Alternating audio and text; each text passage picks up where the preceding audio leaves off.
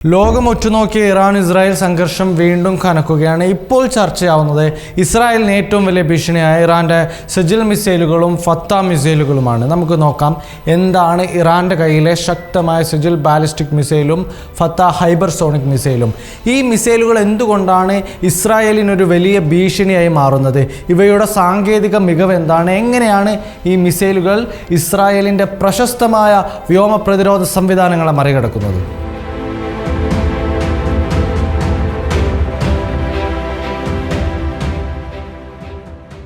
ഈ കാണുന്നതാണ് സെജിൽ missile. Iran വികസിപ്പിച്ച 2 ഘട്ടങ്ങളുള്ള ഖര ഇന്ധന ബാലിസ്റ്റിക് മിസൈൽ. 2000 കിലോമീറ്റർ ദൂരപരിധിയാണ് ഇതിനുള്ളത്. ഇസ്രായേലിലെ ഏത് ലക്ഷ്യവും ഭേദിക്കാൻ ശേഷിയുള്ള മിസൈലാണിത്. രണ്ടാമത്തേത് ഫത്ത-1 മിസൈൽ.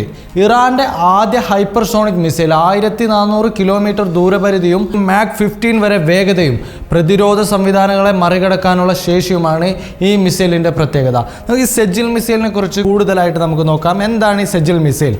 ഇറാൻ തദ്ദേശീയമായി വികസിപ്പിച്ച ഒരു സർഫേസ് ടു സർഫേസ് ബാലിസ്റ്റിക് മിസൈലാണ് സെജിൽ മിസൈൽ.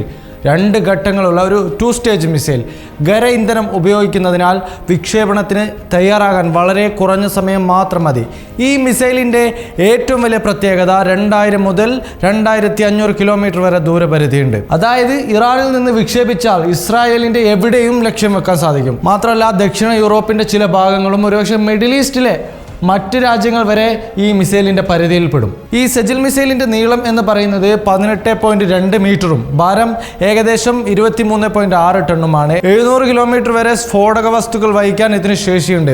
ഇതിലൊരു ന്യൂക്ലിയർ വാർഹെഡ് വരെ ഉൾപ്പെടാമെന്നാണ് പല റിപ്പോർട്ടുകളുടെയും അടിസ്ഥാനത്തിൽ നമുക്ക് മനസ്സിലാക്കാൻ സാധിക്കുന്നത്. ഖര ഇന്ധനം ഉപയോഗിക്കുന്നതിനാൽ ദ്രാവക ഇന്ധന മിസൈലുകളെ അപേക്ഷിച്ച് വിക്ഷേപണ സമയം വളരെ കുറവാണ്. ഇത് ശത്രുവിൻ്റെ റഡാറുകൾക്ക് മിസൈലിനെ കണ്ടെത്താനും തടയാനുമുള്ള സമയം കുറയ്ക്കുന്നു എന്നതാണ് ഇതിൻ്റെ മറ്റൊരു പ്രത്യേകത.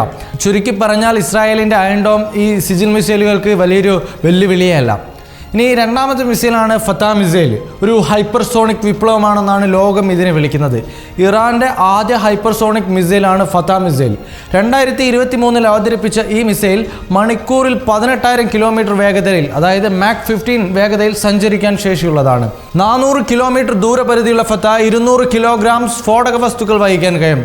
ഹൈപ്പർസോണിക് മിസൈലുകളുടെ പ്രത്യേകത എന്താണെന്ന് വെച്ച് കഴിഞ്ഞാൽ അവയുടെ അതിവേഗവും മാറുന്ന പാതയുമാണ്. ഇത് പ്രതിരോധ സംവിധാനങ്ങൾക്ക് ഇവയെ തടയാൻ ഏറെ ബുദ്ധിമുട്ടുണ്ടാക്കുന്നുണ്ട്. 2025 ഓപ്പറേഷൻ ട്രൂ പ്രോമിസ് 3ലും ഇറാൻ ഫത്ത മിസൈലുകൾ വിജയകരമായി ഉപയോഗിച്ചിട്ടുണ്ട്. ഇസ്രായേലിൻ്റെ വ്യോമ പ്രതിരോധ സംവിധാനങ്ങൾ ലോകത്തിലെ ഏറ്റവും മികച്ചവയാണെന്ന് അവർ വാദിക്കുന്നു. അയൺ ഡോം ഹ്രസ്വദൂര മിസൈലുകളെ തടയുന്നു. ആരോ 2 and 3 ദീർഘദൂര ബാലിസ്റ്റിക് മിസൈലുകൾക്കെതിരെയും പ്രവർത്തിക്കുന്നു. പക്ഷേ ഫത്ത മിസൈലിൻ്റെ അതിവേഗവും ചലനശേഷിയും ഈ സംവിധാനങ്ങളെ വെല്ലുവിളിക്കുകയാണ്. ആരോ ഇൻ്റർസെപ്റ്ററുകൾ കുറവാണെന്നും ഇറാൻ്റെ ദീർഘദൂര മിസൈലുകളെ പൂർണ്ണമായി തടയാൻ ഇസ്രായേലിന് ബുദ്ധിമുട്ടുണ്ടെന്നും വാൾ സ്ട്രീറ്റ് ജേണൽ തന്നെ റിപ്പോർട്ട് ചെയ്യുന്നുണ്ട്. സെജിൽ ഫത്ത മിസൈലുകൾ ഇറാൻ്റെ സൈനിക ശക്തിയുടെ വലിയൊരു പ്രതീകമാണ്. 2025 ജൂൺ 13 ആരംഭിച്ച ഓപ്പറേഷൻ ട്രൂ പ്രോമിസ് 3 ഇസ്രായേലിൻ്റെ പ്രതിരോധ സംവിധാനങ്ങളെ വെല്ലുവിളിക്കുകയാണെങ്കിലും